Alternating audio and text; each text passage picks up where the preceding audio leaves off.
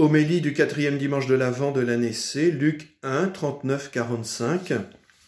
Il y a un phénomène étonnant dans la révélation et qu'on appelle la parole de connaissance. Marie vient d'en être bénéficiaire, d'en être gratifiée à l'Annonciation. La parole de connaissance, c'est la révélation d'un fait ou d'une mission à accomplir que l'homme ne peut pas connaître par ses propres moyens, par ses seules facultés naturelles. Alors ce message, Dieu est seul à le connaître et il l'adresse directement au destinataire. C'est ce que nous constatons dans la première lecture de la messe du 3e lundi de l'Avent. Un oracle du prophète Balaam sur Israël. C'est au livre des Nombres, chapitre 24, versets 2 à 7 et 15 à 17. Alors cette parole de connaissance, ce n'est pas la connaissance acquise par l'étude, seulement destinée à illuminer l'intellect. Ainsi, par exemple, la présence d'un ange à l'Annonciation signifie que Marie a reçu une telle parole de connaissance, c'est-à-dire qu'elle a bénéficié d'une intervention directe de Dieu dans son âme de créature humaine. C'est ce qui se passe dans la visite de Marie à Élisabeth. Moi, je me suis toujours demandé, mais comment Élisabeth a-t-elle su ? Eh bien, d'une manière qu'elle ne s'explique peut-être pas elle-même, Élisabeth a eu une intuition, une parole de connaissance. Cette parole a jailli en elle grâce au mouvement de l'enfant en son sein. Et il y aura plus tard dans l'Évangile une autre parole de connaissance.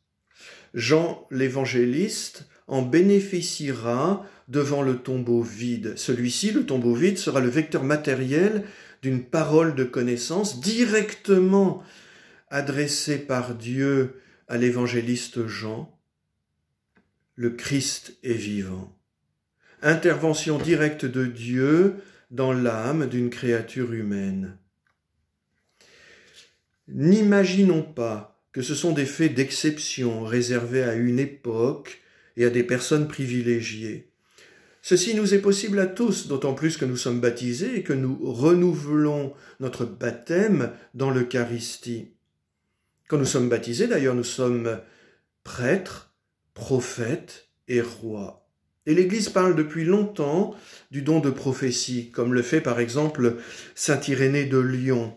Je le cite, « Nous entendons beaucoup de frères dans l'Église qui ont des dons prophétiques et mettent en évidence, pour le bénéfice général, les choses cachées des hommes. » Voilà ce qu'écrit saint Irénée de Lyon. Cependant, soyons prudents. Une chrétienne m'a dit un jour, j'ai fait un rêve. Et encouragé par mon responsable de communauté, j'ai cru que je devais orienter ma vie selon ce rêve, comme Joseph a accueilli Marie suite à un rêve. Or mon rêve m'a trompé, et j'ai fait une erreur en le suivant.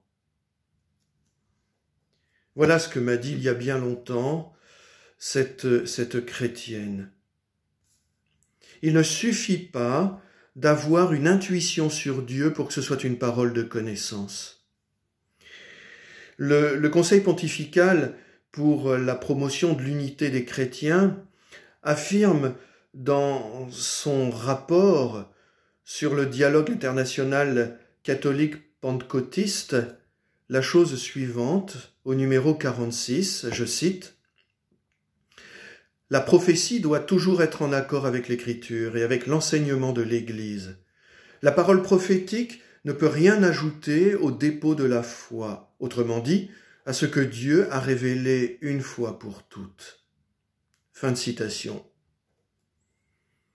Il faut donc une vérification en vue d'une authentification. Il faut vérifier qu'il s'agit bien d'une parole de connaissance.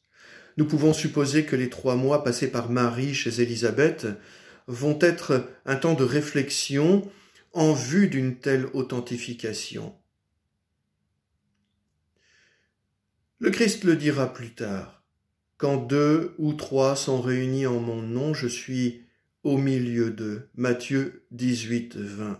Eh bien, l'Esprit Saint sera présent dans la relecture des événements faite par Marie et Élisabeth.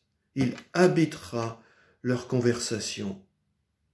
Mais Marie sera aussi confortée par tous les événements qu'elle vivra suite à la naissance du Christ. Événements que les lectures du temps de la Nativité vont nous donner à méditer. Amen.